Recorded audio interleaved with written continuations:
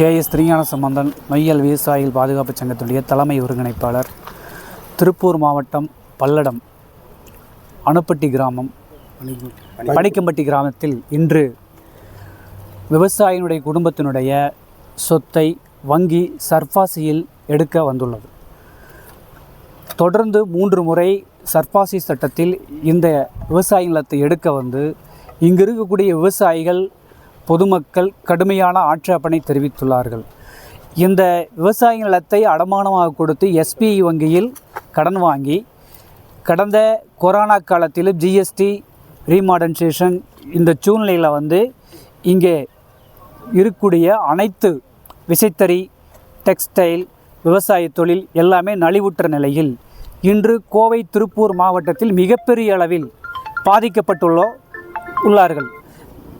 மிகப்பெரிய அளவில் இந்த சர்பாசி சட்டத்தை தவறாக பயன்படுத்தி ரியல் எஸ்டேட் மாபியா கும்பல், ரெக்கவரி ஏஜென்சிஸ், பேங்க் மேனேஜர்ஸ், அது போக வந்து இது கூட வந்து பல்வேறு தவறான அரசு அதிகாரிகள் இதற்கு உடந்தையாக இருந்து செயல்பட்டு வர்றாங்க. இது என்னென்னா, அவர் வந்து பேங்க்கில் வாங்கினதில் 60 லட்ச ரூபா பணம் கட்டியிருக்காரு.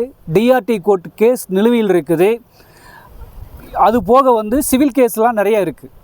இப்படி இருக்கக்கூடிய சூழ்நிலையில் இங்கே தனபால் இவர் வந்து எஸ்பிஐ வங்கியில் வந்து கடன் வாங்கியிருக்காரு. பணம் 60 லட்சம் கட்டியிருக்கார். கொரோனா ஜிஎஸ்டி காலத்தில் வந்து தொழில் நடத்த முடியாமல் இந்தியா முழுவதும் பாதிக்கப்பட்டுள்ளன. கோவை, திருப்பூர் மாவட்டம் மிகப்பெரிய அளவில் பாதிக்கப்பட்டது. பல உயிர்கள் இன்று இறந்துள்ளது.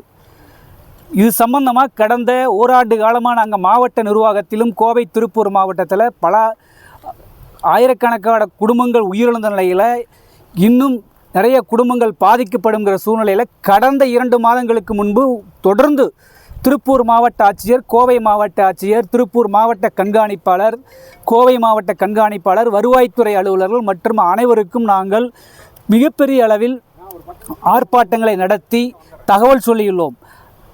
அந்த சூழ்நிலையில் சர்பாசி சட்டத்தை விவசாய சட்டத்தில் சட்டப்பிரகாரம் 31I பிரகாரம் விவசாய நிலங்களை சர்பாசி சட்டத்தில் எடுக்கக்கூடாது என்பது இந்திய அரசியலமைப்பு சட்டத்தின்பால் உருவாக்கப்பட்டுள்ளது. அதையெல்லாம் மீறி இன்று அடியாட்களை வைத்து ரியல் எஸ்டேட் கும்பல், மிகப்பெரிய பஸ் ஓனர் இந்த நிலத்தை எடுத்திருக்கார்.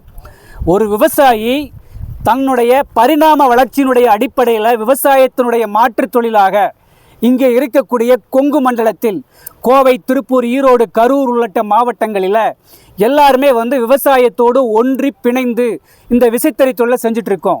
அப்படி இருக்கிற சூழ்நிலையில் கடந்த காலங்களில் ஏற்பட்ட அரசியல் மாற்றங்கள், ஜிஎஸ்டி, கொரோனா, ரீமாடர்னைசேஷன் சூழ்நிலையில் தான் திருப்பூர் மாவட்டம்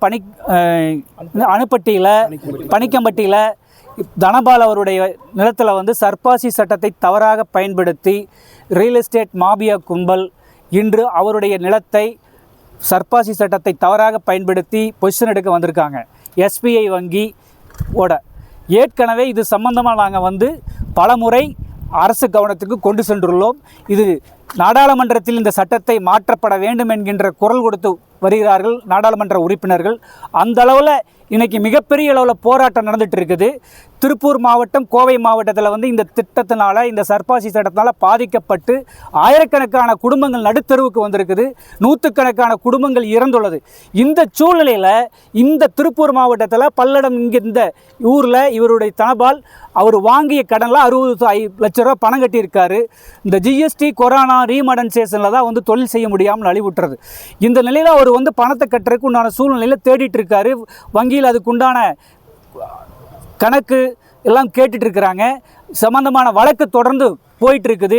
இது சம்மந்தமான சிவில் டிஸ்ட்ரிபியூட் இருக்குது. இத்தனையெல்லாம் மீறி இங்கே வந்து இந்த பொசிஷன் எடுக்கிறதுக்கு வந்திருக்காங்க. தொடர்ந்து இதுவரை பல முறை வந்திருக்காங்க. இது அப்ஜெக்ஷன் பண்ணியிருக்காங்க. இங்கே இருக்கக்கூடிய விவசாயிகள் கடுமையான ஆட்சேபனை. இது முழுமையான விவசாய நிலம்.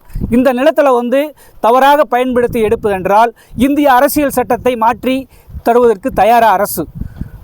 இதெல்லாம் வந்து ஒரு மிகப்பெரிய வருத்தமான செய்தியாக இருக்கிறது. இன்னைக்கு பேங்க்காரங்க வந்து பொசிஷன் எடுத்தாங்கன்னா அவங்களோட இது என்னவா இருக்கும், அடுத்த போராட்டம் என்னவா இருக்கும், அதை மட்டும் சொல்லுங்கள்.